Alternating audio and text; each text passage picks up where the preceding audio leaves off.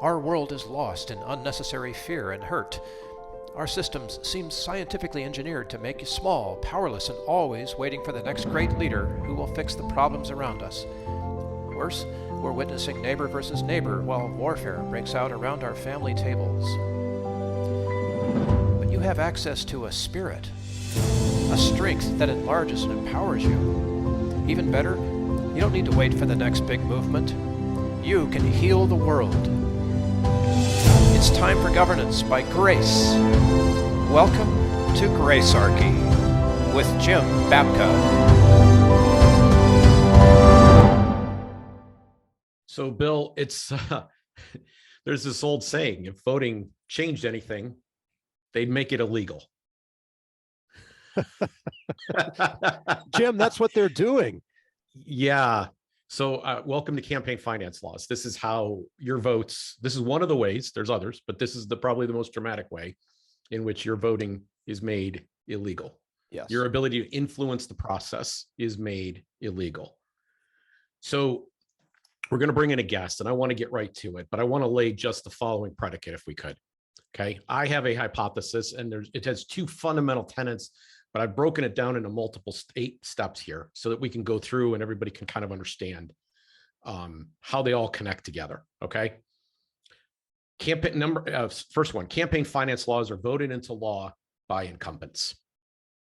So the people who are sitting in Congress make the laws. That's exactly right. Second, incumbents are arranged in a hierarchy where they tend to obey the leaders of their party. Sure. Okay. You're told what to do.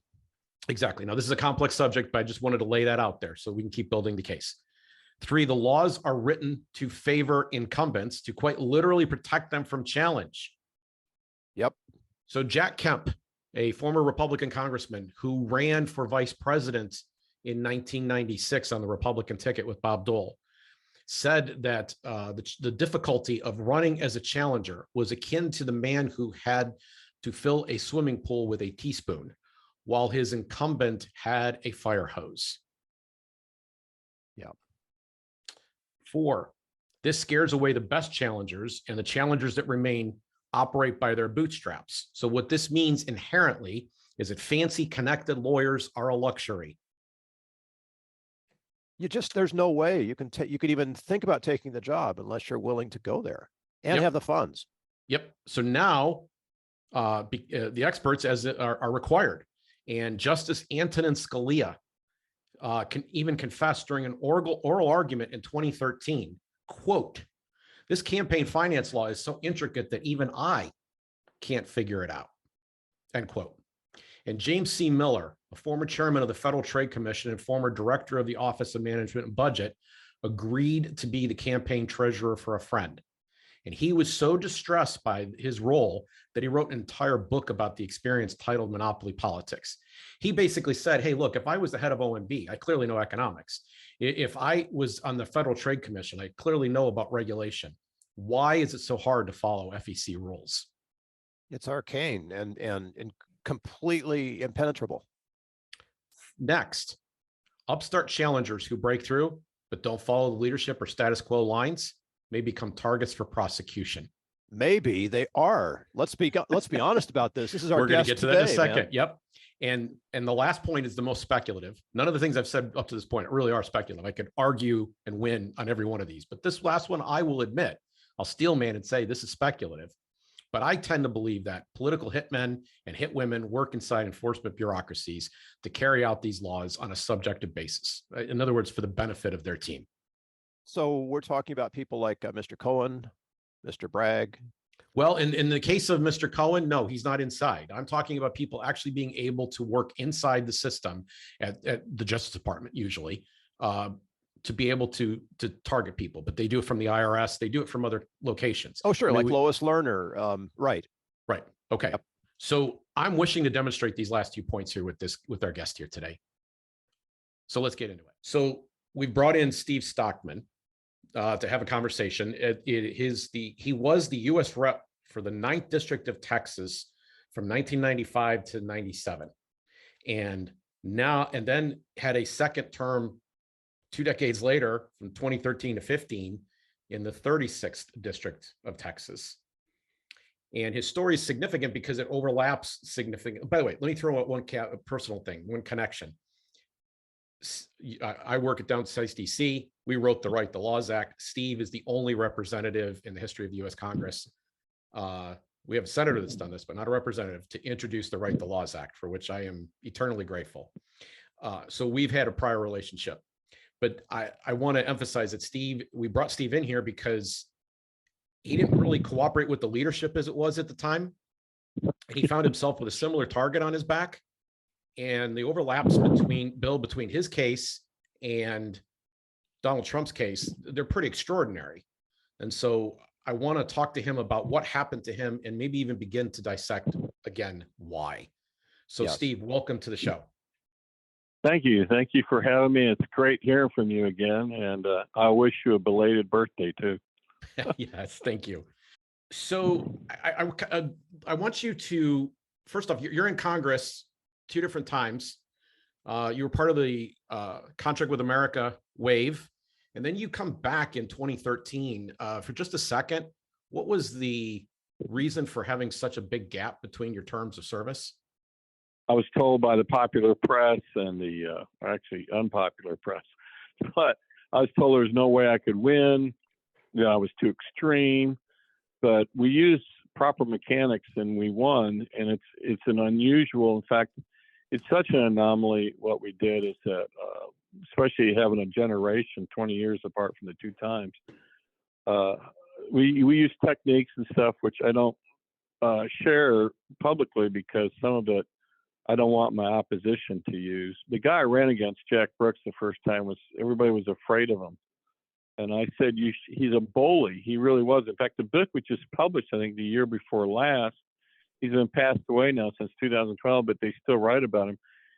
He was the one that went after Ollie North. He was the one that started corrupting the DOJ. He was the head of the committee. And I said, he actually came out bluntly in the 90s and told me he was going to use the DOJ to go after me, and was quite frank about it. And they came after me several times, and the last time they took 4 grand juries, $22 million, and the same guy that's going after Trump now, Jack Smith, is the one that went after me. He's also the one that went after John Woods, another conservative that endorsed Trump, so they went after him. He's from Arkansas, and Hillary hated that. He's also the one that went after the governor in Virginia. And but Jack Smith was specifically referenced by the President of the United States the night of his indictment. He also is involved in that case. Right. He's evil, and there's a cabal. I mean, people don't realize it. They all communicate with each other. And I'm sure, as I'm sitting here, that Jack Smith and Lois Lerner are involved in the case, because people don't realize Lois Lerner was on the FEC, and she went after me. She dropped the Chinese investigation where Clinton was getting money from the Chinese. It was the monks or whatever supposed to renounce money, but apparently they had enough to funnel it to the Clintons. She dropped that case to go after me. She deposed me back in the 90s. And so I've had a long history with her, and she wrote the memo to the DOJ, which she's not supposed to do.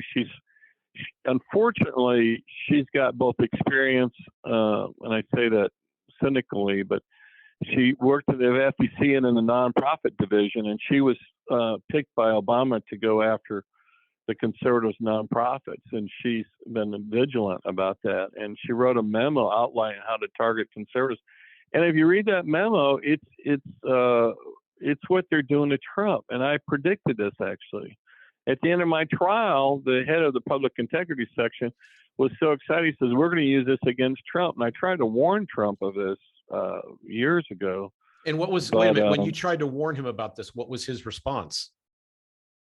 I never got a response back. I've written Trump and other people many times, and I did a meeting, a collective meeting with all the conservative groups. What's his name? The one in DC.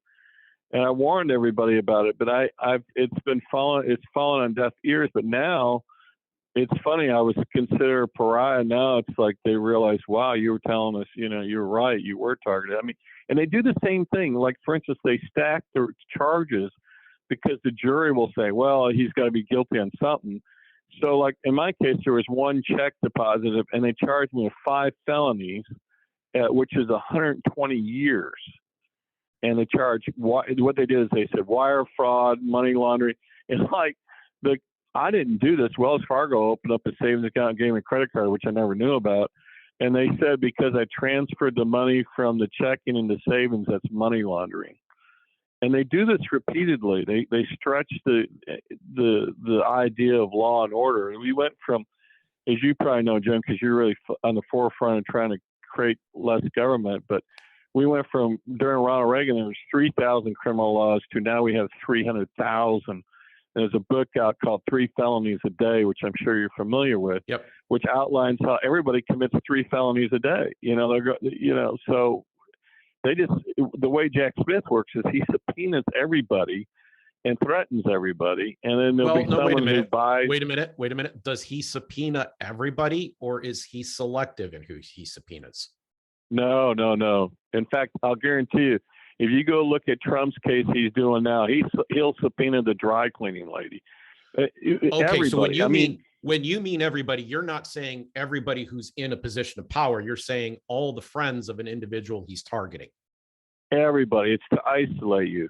There's a thing. But the reason I asked that question, Steve, is I'm wondering if there's selective prosecution here. Like, you start off by saying, well, there is selective prosecution, but he's using the power of intimidation to. In other words, he's subpoenaed. Think about it. He's subpoenaed the Secret Service. He's subpoenaed the staff at Mar-a-Lago. He's subpoenaed everybody. What happened? He'll get someone saying what they do, and I know this because of my case. They'll come up to him and say, for instance, we had a woman who was from Norway, and they said, look, and then, by the way, they're allowed to lie. That is actually went to court, and they're allowed to lie. He said, if you don't turn and you don't cooperate, we could take away your kids and your ability to live here in America. Which is, but that's pretty typical prosecutor stuff. I mean, prosecutors do this in criminal cases all the time. Right. They do this to people who have no resources. It is a lie. It's a lie. It is a lie. And they told her, hey, the Constitution doesn't apply to you. You're not American, blah, blah, blah. My stuff was under seal. There's no way the press knew about it. I didn't know about it. Yet when I showed up in court, it was under seal. Yeah, NBC was there. So again, that's a felony that the DOJ committed in releasing a sealed indictment. It wasn't supposed to be made public. Okay, so they do this. So this is an important point. And I want to make sure we stop right here and make this clear. There was an interesting moment during Trump's indictment while he's behind closed doors, where a reporter from NBC News comes out, and I happened to be watching NBC News coverage at the time, and says what's happening in the room. And one of the things that happened, or the way he described it, was there was an admonishment for various social media posts and statements that Trump had made publicly. Well, that's actually not what happened. What happened was there was a general admonishment to everybody, because the DA's office has leaked, and Michael Cohen in particular has shared a great deal of public information about his interactions with the DA that's been very much put the president of the United States in target, or the former president. So, well, they call it shaping the narrative. Well, here's what I want to say about that, though. The media has a self-interest in covering up the other side of this equation, because they were the ones that were putting out that information. Trump was not using the media. He's using Truth Social primarily, and his public appearances to communicate directly, which is, by the way, what Republicans have been doing since the 60s. They have been using tools like direct mail to communicate directly with their people, because the establishment media has a vested interest. And you could say that this is simply some partisan thing, but it's more pernicious than that.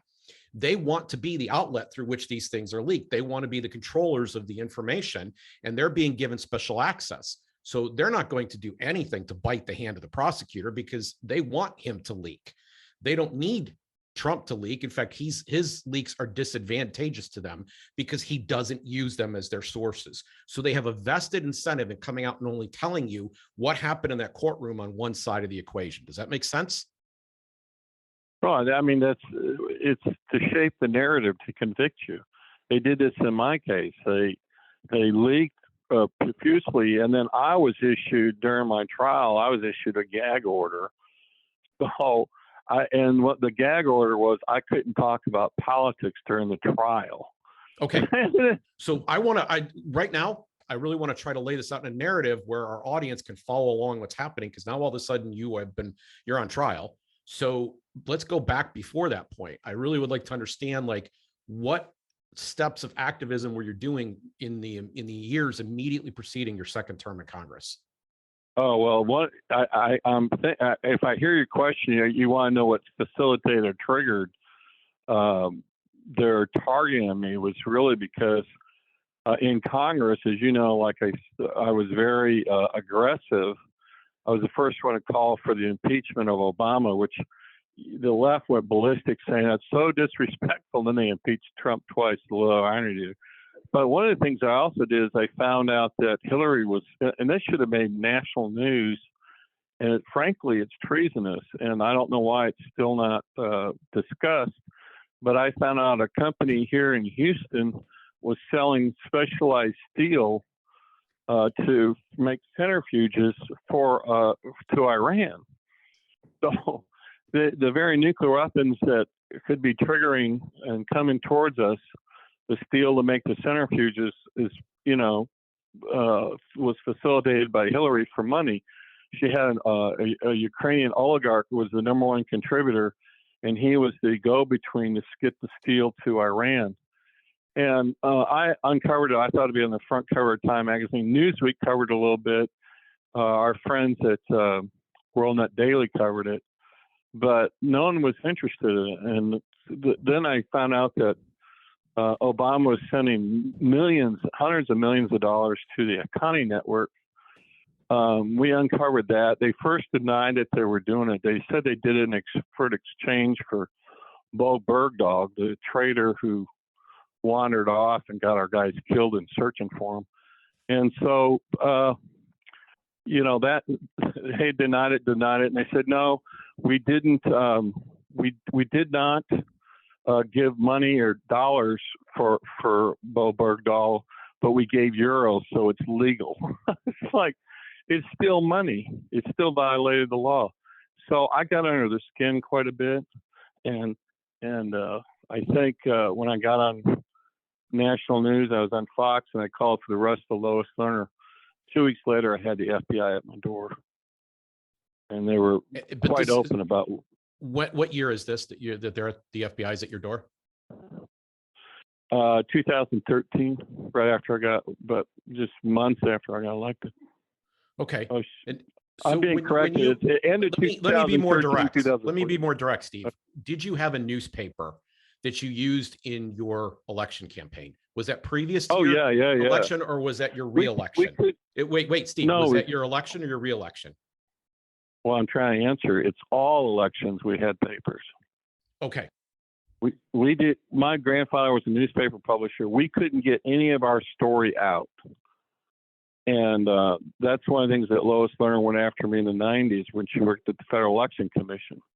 It was the same thing she did to me. And I would publish. By the way, I never, ever got accused of putting anything false in the paper. And to this day, nothing's ever been proven to be false. So the left hated those papers. And ironically, now the left is doing the papers, and still our side is not. Okay, so this paper, what's the name of this paper? We had various names. One was America First, which is ironic because it was in the 90s that we call it America First. And ironically, I was on the front cover of working with the union guys pictured with the union guys who were building the prison I ended up in. And that was in the 90s, and Jack Brooks funded it. But anyhow, we had a lot of different names. But I can go in detail later. Was your newspaper part of your legal case? Yes, it was. It was considered part of yes, it was. Yes. In fact, what they did, our good friend Bill Olson helped on that. But what they did, they declared, we followed the law. In fact, we had several people review the paper, and there was nothing on there that triggered it where we didn't use the words elect, defeat, they call them 5 magic words. And okay, when let's pause right there, because that's really super important. In election law, there are trigger words, or what they call magic words, that mean that this is now regulated.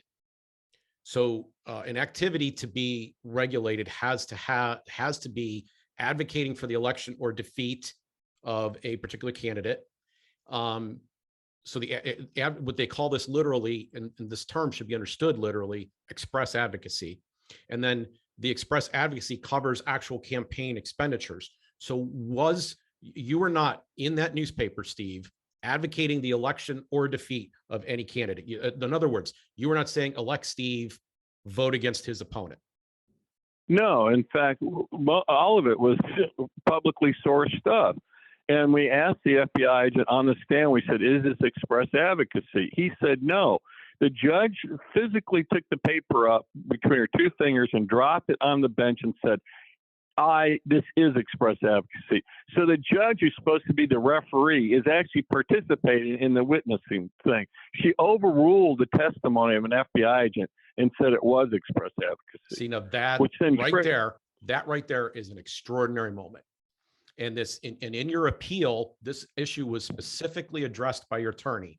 Your attorney pointed out that this happened, and that the way that this was done was that there were 2 conditions that had to be satisfied by law, and it was turned into an or. Instead of an and, it was turned into an or, so that they could find a way. The jury was given specific instructions on top of this moment you described.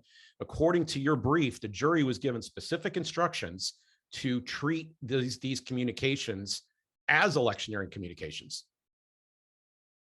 Yeah, and the judge basically forced them into that decision of finding me guilty. It was an incredible star chamber. I mean, I sat there in disbelief because we followed the law to the T, and yet that didn't matter. And by the way, I've warned James O'Keefe about this, and this is prior to him being investigated. He told me, because James used to work for me, and James told me, he said, don't worry, I got lawyers, I got all this stuff, they'll never get me. And I said, yeah, they will. They can get anybody they want, because that's the power they have. They do have that power. And regarding that, you're right. The whole case revolved around whether that paper was electioneering or whether it was just informational. And I contended it was informational. And then they said, well, you exceed the campaign contributions because the judge ruled it's no longer informational, but express advocacy, even though we followed the law of what express everything advocacy is. In the newspaper, literally, this is the hinge point. Everything, the entire case exists on whether or not this is electioneering. This is express advocacy. Excuse me. This is express advocacy. Right. Everything hinges on that. I think and the Trump case, the only way that they can turn that into a felony, the only way that they can make all those other felony charges stick is that they have to have an underlying crime, and they're relying primarily on they have a tax thing in there too, which we're not going to get into, but they're relying primarily on this idea that he was engaged in an act of express advocacy by not advocating, by keeping something out, by actually not advocating. But express advocacy has a very specific definition in law, going all the way back to Buckley versus Vallejo. Yeah, no, you're absolutely right. And it's insane. I never heard of, in my case, they did the same thing where they had the straw man, they bootstrapped it. It's so similar. They bootstrapped it, and then they create this. By the way, even in the case of the governor of Virginia, they said he made up the crime, Jack Smith did. And this has the finger marks of Lois Lerner and Jack Smith all over it. I mean, and as I said, the president of the former president, and the night that he was arrested, told in a speech specifically more than once alluded to Jack Smith's role. So this is another comparison to your case. Jack Smith was involved in your case too. Yep. Yeah, he instigated it. But he did it. You got to realize there's communications between the DOJ and Lois Lerner, and she's working for IRS. She's not supposed to be doing what she did, but she had the skill sets of FEC law because she worked at the Federal Election Commission. So she took those skill sets and used it and turned it over in a memo describing how to do it. And it's exactly what they're doing. It was a way to take down conservative groups. And by the way, what happened in my case, not just FEC, but it opens up the door because it involved, like you said, it involved FEC and nonprofits, because you have a 501c4 can do non-express advocacy. Well, they turned it around and they said, we're deciding what express advocacy is. So that means every church, every nonprofit now is at the whims of an interpretation of the federal government. Yeah. So if you start off with this idea that you can you can break the law in one case, you create bad precedents that make it possible for rogue prosecutions to happen to anyone that they want to politically target. And they basically only need one precedent to make this work. So, there's a playbook that you're saying that they're operating from. You're saying that Lois Lerner is the author of that playbook, and Jack Smith is the person who's executing it. All right, is that an accurate statement? In fact, yes. In fact, my case was cited in this case that's in New York. It was originally cited. What's his name? The guy the lawyer, the Cricket Cohen. In Cohen's case, they cite my case. So how do building up. Can you give me a little more detail on that? Share that with our audience. How specifically do you recall? I was told. Well, I'm not a lawyer, so someone called me up, another lawyer called me up and said, Stockman, you're not going to believe this. He said they cited your case in the Cohen case, so a precedent. So you could probably get a smart lawyer like Olson or somebody to look it up. All right, so let's dwell on Lois Lerner one more moment. Are you aware of where you say there's a strategy written out? Is this published anywhere? Does anybody have this? Yeah, there were several things. What you call Judicial Watch had a memo, a whole bunch of stuff that Judicial Watch had a memo on this. Okay. Yeah. Okay. So if someone was enterprising, they should be able to find Lois Lerner fingerprints. Yeah, and it's written to the DOJ official named Ray. Oh gosh, I can't remember his name off the top of my head, but his first name is Ray. Okay.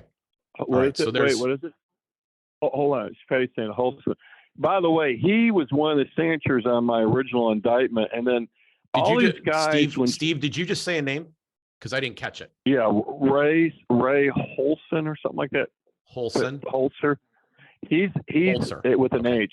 He's the one that Lois Lerner sent the memo to, and he's the one that was orchestrating political targets. And she outlined in the memo, how to target people, and it's very similar to what they're doing to Trump and myself.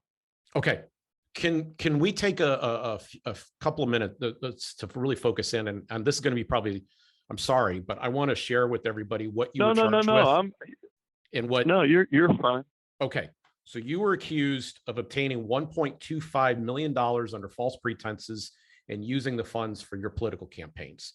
The specific charges included 11 counts of money laundering, 8 counts of mail and wire fraud, 1 count of conspiracy to make conduit contributions and false statements, which would indicate a conspiracy to hide the real source of the false contribution, 2 counts of making false statements to the Federal Election Commission, 1 count of making excessive contributions, which you've already covered, which had to do with the newspaper, and 1 count of willingly filing a false 2013 federal income tax return by not reporting some of your income. The case record included 142,378 pages worth of documents. Yeah. No, we're ultimately acquitted on 1 of the counts of wire fraud. Yeah. Here's the thing that you got to understand. And I learned this from a defense lawyer that unfortunately I should have had on my team, but I didn't. He said what they do is they print out, in my case, what they actually did is they print out 1 line on a page. And then, so they have all these spiral notebooks there saying, and they do this during the trial. They go, there's the evidence. They don't ever present the evidence. And that's why I needed to warn Trump about this. They'll point to these notebooks, and if you open up the notebook, you'll see one thing written on one page. They'll say, we have 145,000 documents showing he did this, da, da, da, da. And they'll point to these notebooks that are prominently displayed so the jury can see them, and they keep pointing to, there's the evidence right there. And there's not. In my case, it was such a simple case, they had to, complicate it. In fact, they did the same thing with Trump. It was so Gold Ruberg, that my lawyers, in fact, I had a lady from, Johnny Cochran's office. He used to work for Johnny Cochran. She said, this is the worst indictment. She goes, this is a college student could have done. And she said, this is horrible. This is so, things should be thrown out. And it's very much similar to what Trump is. They stack it where you create the false narrative that you commit one fraud. By the way, Jim, there's no definition on federal cases. I don't know about New York of what the definition of fraud is. The DOJ determined what the definition of fraud is. So once you have fraud, then anything associated with that you can charge them with. For instance, they were talking about my credit card expenditures, and they were bringing up in court charges that were made prior to the donation. I said, you can't bring that up. It was made that was bought before ever the donation was ever made. She goes, the judge will, well, because it's a credit card, anything that's ever been on your credit card is part of the case. Things like that. I mean, it just goes over and over again. When you have an activist judge, a Democrat jury, and a Democrat prosecutor, Trump's not going to win that case. There's no way, unless they throw it out. Okay. So can we break these down a bit by bit? And I have a mega question to ask at the end of this, but 11 counts of money laundering relates specifically to what? Because my understanding was that there was two things here that they were really staring closely at. One was the newspaper. The other was that you had a project that you were going to, a nonprofit project that you were building that was going to house activists that would come to work on Capitol Hill. Yeah, well, no, Jim, that's the press version of the DOJ. It was a whole written proposal. It had in there formation of the Freedom Caucus. We're the ones that formed the Freedom Caucus. I don't care what any congressman says. It was in evidence January 2013. It's a proposal. We're going to have Freedom House, Freedom Caucus. We did exactly what was laid out. We pointed out in trial. We said, look, this is what we said we're going to spend it on. This is what we spent it on. And they portrayed it differently. And so there was no proposal on your part to put a house for like maybe interns or something. I didn't. No. You're not hearing me. By the way, this is a super complicated case. I mean, in terms of what happened and how they screwed me. But yes, there was.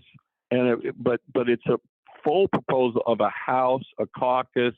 There was a whole list of things we were doing. That was just one part, and including training. We were proposing a dramatic thing to go after the left, and it's part of the evidence is the proposal, but the only thing they focused on was one part in order to get the conviction. The media collectively, the media reports on this story, and near as I can tell from having read some of your case, focused on the fact that there was this house that was going to be purchased, and then occupants were going to go in, that the house was not ever purchased, and that instead what you did, and here's what you're alleged to have done, and then ultimately were convicted of, what you did is you diverted those funds either to campaign or personal use. No, that's what I'm trying to tell you. That's not accurate. What was the purpose of the money wasn't just for the house. It was we paid salaries for people that were running the nonprofit. That's totally normal. Plus, we used the money to raise more money for the total. The total budget was, it's funny. My trial was $900,000, and I'm laughing because both Trump and I got stacked decks, and the guy, the international drug smuggler, only had 17 counts, and we both had, multiple counts. But even the Democrat Bitcoin guy has got less counts in some cases than what we got. But to answer your question, we followed the proposal, and did what we were saying we're doing. It wasn't what they did in order to get that is saying the only thing in the proposal was the house, which it wasn't. You can well, there's something else related here. Like, and I can say this having run a nonprofit organization, not all of your visions and plans succeed to the level of your hopes and your dreams. And so at some point, in fact, at some point you run out of funds, or things didn't work as you planned, or you didn't anticipate some problem. And then you say, well, we've got to course correct, and course correction might mean that we have to abandon the project. In the private sector, this happens all the time. It's called business failure. It is actually, for a business that starts, the odds are actually higher that it will fail in the first 3 years than that it will succeed. And this is no different from any initiative that's started inside of a nonprofit. You could start an initiative, you could start to lay the predicates and put everything in place, but not be able to fully execute your vision. And I'm basically trying to help you share with the public that failure to achieve a mission should not be a crime. No, yeah, I agree with you. But also, too, you got to understand, they did press releases as being investigated, and that kind of dried up funds. So they helped in the succeeding and making it a failure. In fact, so much so there was an organization willing to help, and they flew out there on their own, which had nothing to do with the case, and said, we're investigating him. You shouldn't give him any money. So they helped in facilitating the failure. We had never stopped. In fact, we kept continuing to looking for how to continue to do all those things that was outlined in the proposal. And but it was primarily because of their interference. Frankly, that. I mean, that right there all by itself is kind of remarkable, but there's the other end of this thing. Do we turn it over and we look and we say, okay, where did the money end up going? You said it went to staff. But one of the things, if I'm understanding correctly, that you were charged with is that there were conduit contributions, and that the staff members or their family that you were paying turned money around that they were receiving from the C3 and gave it to your political campaign. Yeah, this is really a distortion. They're trying to argue that anybody that ever worked for me is not allowed to give me a contribution. And I've had over the years, not just me, but many people that were volunteers in my campaign or worked for me, honestly liked and supported me both. But they're splitting hairs here. When someone volunteers, technically they're giving you a contribution. Mm-hmm. And so I didn't see any difference when they decided to give a donation. And by the way, when the FEC told us, hey, you can't do that, we corrected it. And if you go at all the corrections at the Federal Elections Commission and see how many times that happens, they can charge so many people with that because it's thousands. I mean, from the Bush campaign, the Clinton campaign. In fact, Clinton campaign did way, way worse than this, and they gave her a fine. I mean, so this is another thing that people by the way, the FEC looked at my stuff and said, hey, you didn't do anything wrong. The FEC never charged me. The DOJ did. Say that again. Say that again, because it's really important. Here's what happened. The FEC said you made a mistake. We apologize. Returned the checks. I mean, I'm cut shortcut on it for this podcast, but we returned the checks, and the FEC said, fine, you're okay. The FEC never said what we did was wrong. Only the DOJ took it, just like in Trump's case. Federal this is not, Bill, this is also not an accident. So, oh my gosh, like how to begin? No campaign has control over who gives to it. So it is a favorite tactic of the media, for example, to say that, some racist sent in a check, right? And that's supposed to somehow taint your campaign. And usually that check is insignificant in the grand scheme of things, and it's not a big deal.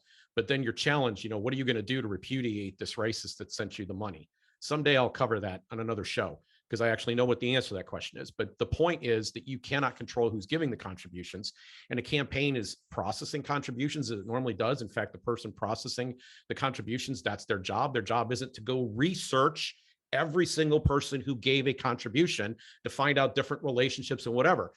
They have certain information that the campaign is required to ask, and they're supposed to rely on the truth and veracity of the information as it's submitted. And that's the law, and that's it. So anytime, ladies and gentlemen, that you see a campaign accused of, oh, well, so-and-so gave them a contribution, know that in the case of a normal everyday contribution, a normal reported FEC contribution. Now, if you hear something like there was a suitcase full of money, that's a different story. But in a normal reported FEC contribution, they're not researching anything beyond what they asked for and the information that was supplied by the donor. And the campaign isn't culpable. And it doesn't matter whether they're Green, Democrat, Republican, Libertarian, or the man on the moon. All right. I want to point something else, Jim. Everybody thinks congressmen sit around and read their campaign reports, and that's just nonsense. We had every campaign has staff that does that. We have no idea. I mean, in fact, to point this out, Ron Paul had someone on his staff embezzling money. Ron Paul never knew it because he didn't really look at it. I think it was $250,000. No. And for us, in fact, my experience, having met so many congressmen and so many candidates that were, pretty good candidates over the years, is that the skills that lend one to being good at going out and doing that job are almost the exact opposite of managerial skills. And what I mean by that is, what I mean by that is that there is a certain personality and engagement and vision and excitement that is what energizes the candidate, who in turn energizes people to come and support him. But what you need is somebody who, sips warm water at night and reads the tax code if you want to make sure your books are kept correctly. They're not interested in hanging out with people. They're not interested in glad handing. They're not interested in winning votes. In fact, they would probably go crazy in that situation. They would not be good at it. And so it's not the case. I've actually met very few people, and Steve, you're a little bit of an exception in this case because you actually were very much into the mechanics of your campaign and how all that stuff worked. But most of the good candidates I've met over the years, they very much know how to do their job, but they're being handed scripts. They're being told what to say and where to go, and other people are doing their strategic thinking for them. So our system is so flawed because we assume that the skills that necessarily get someone elected, I think this is an inherent flaw, are the same skills that make someone good at governing. And boy, that is just not true. It's management skills are just generally not the purview of the candidate. The idea that the candidate's walking around like, and they're influenced by some $2,000 or $2,500 contribution is patently absurd. That's spot on. In fact, the guy I had hired, or what I recruited, I guess a better term, is a professor at the University of Texas A&M over accounting. And he was using accounting principles, and he said, I don't understand why this is a problem. I said, Rabia, it's not IRS, the standard operating accounting. I said, this has got different laws. So in part, it happened because the guy doing it didn't realize, even though he had a PhD in accounting, there's no way he can know all the federal election laws. And he said, I don't understand. Why is this a big deal? And I said, it's a very big deal, Rabia. Fix it. Bill, this will be a familiar point too, right? Because we talked about Jim Miller. And I want to give you an opportunity so that we've laid out all these charges. I have a couple more questions about the charges themselves, but I want to ask you if we missed anything in terms of the actual injustices that occurred at your trial. Is there any other detail there? Oh, there's a list. I mean, she wouldn't let us have witnesses. She goes, this is not a gag rule. Then she issued a gag rule. It's like, I was like, what do you mean? It's kind of like, this is not, it's like now this is nonviolent, where they're burning everything down. It's that kind of thing that, there's 36 sexes or whatever. I mean, it was just delusional. She said I couldn't talk about politics or the political targeting, which in fact, I did a bill to, which I had a copy of it. The FBI had a copy of it, which was to abolish the FBI. I also had a bill to cut down the DOJ. I had did another thing where I wanted to arrest Lois Lerner, and all those people in the room were the ones going after me, and I wasn't allowed to tell the jury, this is retribution. This is what I did. I couldn't tell my side of the story, and it's really frustrating. I couldn't even. They had such a dominance. The DOJ, which Trump needs to worry about this. They actually hired press relations and had all kinds of additional funding for marketing of their position of the case. And so you get to the point where it's just me. I'm not wealthy. I don't have Trump's money, you know, you just get overwhelmed. And they waited. They took so long, 4 years. And they took so many grand juries. You know, I was so happy. Wait a minute, Jim, how many grand juries, Steve? 4. 4 grand juries. I was so happy when the grand jury no billed me. I thought it was over. And the attorney goes, no, it's not over. They can do this as many times as they want. And what they did, which is so crooked, is they brought witnesses in. This is what Jack did, or his staff. They'd bring witnesses in, and if they didn't cooperate or say the right things, the next time they had the grand jury, they weren't invited back. So by the time it came to the trial, they had already done the trial basically 4 times. So they get basically practice runs at making their case. Exactly. Yeah. Yeah. But you only get one defense. Right. Right. And they worked out. They knew which witnesses they could use, which ones they could. You know, that's an interesting question, certain Steve. This raises an interesting question in my mind. If you could do anything over again, do you have any regrets? Do you have anything you wish you could change? Yeah, I wouldn't have hired the attorneys I hired. I didn't have money to hire good attorneys. Almost, to be honest with you, I think I would have done a better job at defending myself. I mean, there's a lot of things I regret, and I wish I didn't keep my mouth shut. Lawyers kept saying, "No, you're going to ruin the thing if you talk to the press," and if you don't. And then I look at what the Democrats do. Not only do they talk about it, they write a book and go on tour and get jobs at CNN. Well, and there is actually in Trump's saga, there actually is an author in this case that disagreed with the current New York, Manhattan District Attorney, Mr. Bragg, who goes out and writes a book that basically says, you know, the guys I work with were frustrating me. They couldn't find their rear ends with both hands on a map. And he actually is, I mean, and he's on the other side of it, but he was arguing that they should have charged this a long time ago. And well, so my theory on why they did not, and this is absolutely, I'm convinced of this, is because if they did it earlier, the case may have been resolved too soon. They want this thing going on during the election. Well, they've also managed in this immediate time. They've been very patient. They've been very warlike in this. Yeah. They've managed to line up people who are squeezed and who have turned state's evidence, even if that state's evidence is weak, or even if that state evidence is manufactured. Like in the case of Cohen, it's manufactured. He pled guilty to non-crimes when he had a stack of actual crimes completely unrelated to the Trump case that would have sent him to prison for a very long time. Now, if you have an opportunity to get out from under all of those other crimes by rolling over on your former boss and confessing to 2 things that you're not actually guilty of, like yeah, his attorney is Hillary Clinton's friend, and the other thing is that people don't realize this, but Uber has a lot to do with his falling out. He was borrowing money from banks and lying on the bank application, which is why he really would have gone to prison for a long time. And he took money out from medallions on taxis. Well, the medallions became almost worthless or not worthless, but it was, either way, at one time it was worth $1 million a piece. And the taxi medallions went down in price. By the way, that's supply and demand, by the way, because Uber came out and competed with the taxis. So he was over leveraged in that area, and he was in big, big trouble. And you're right. He could have, I think it was 80-page indictment that he would have gone to prison for the rest of his life. Okay, so now you actually got sentenced to prison, and the COVID comes and hits. By the way, I was convicted at 283 years.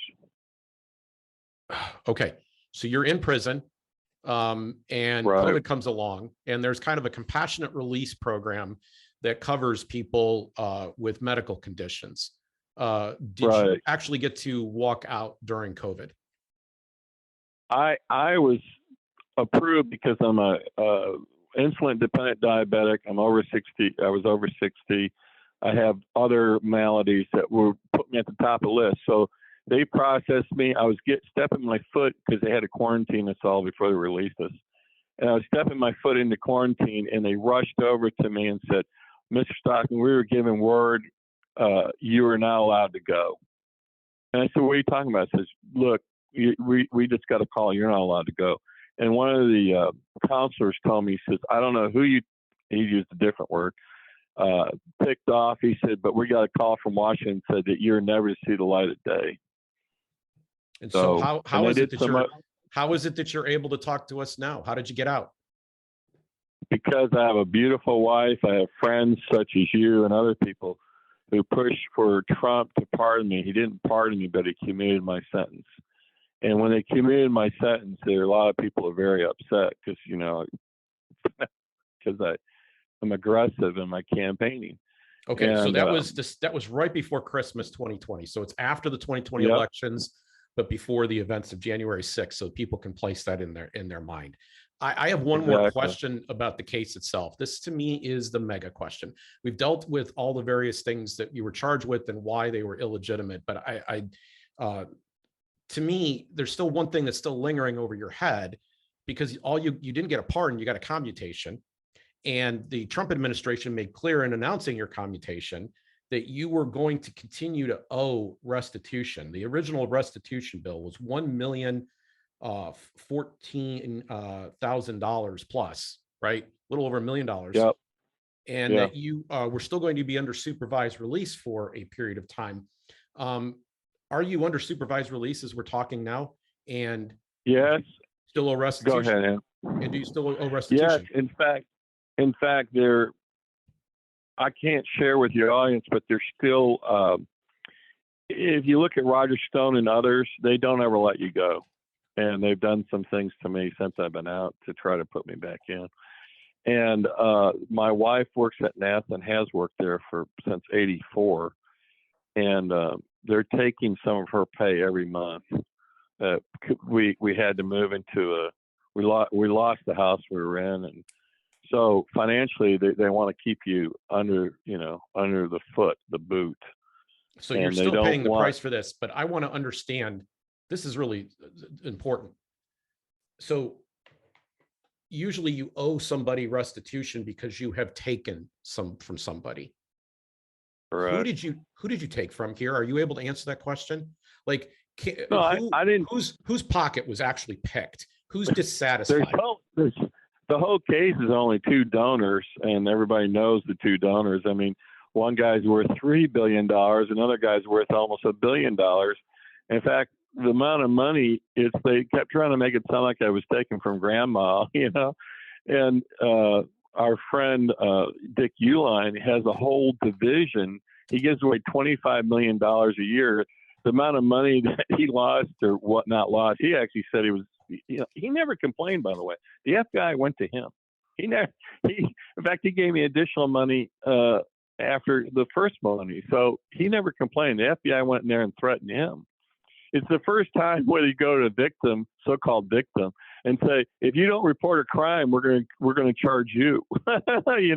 Steve, I appreciate you coming on and sharing this story. It's the parallels between your case. So thanks for coming on. The parallels between your case and Donald Trump's, to me, are just immense and I hope obvious to our audience. Thank you for coming on and sharing this story. I hope it is powerful and instructive, and maybe this is a way to get this story out. So I'm really glad that Steve came here today. And I want to say to everyone who's listening, because we have most of my audience is libertarian, but you may be of any particular persuasion. And I hope you are, because we keep talking about grace, right? Grace should be practiced by everyone. Yeah. And Bill, if it doesn't matter whether Steve is your cup of tea or not, it doesn't matter whether you agree with his politics or would have voted against him. It literally doesn't matter. I have two grace points I want to offer. I want to say first, ends and means always matter. Both. Okay. And when we go into the realm of political prosecution, when we start subjectively using the law against our opponents, and we even cheer and we have some degree of schadenfreude for them, right? This is great. We're going to bring down the guy that we've disliked all along. And we're not concerned about making sure that we dotted our I's and crossed our T's and actually abided by the rule of law, which is being batted around a lot right now. When Bill Clinton was being charged, the Republicans talked a lot about the rule of law.